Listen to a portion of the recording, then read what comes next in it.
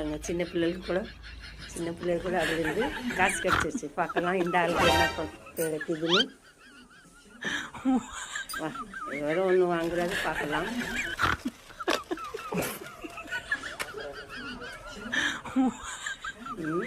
Mask போட்டு, ஓ பரவாயில்லையே.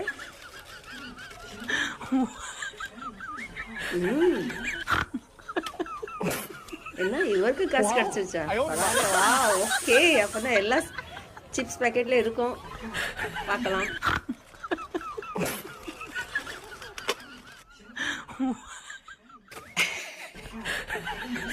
இல்லை இருக்குமா? பூரா காத்தா தான் இருக்கு. போச்சு, கடையும் போச்சு.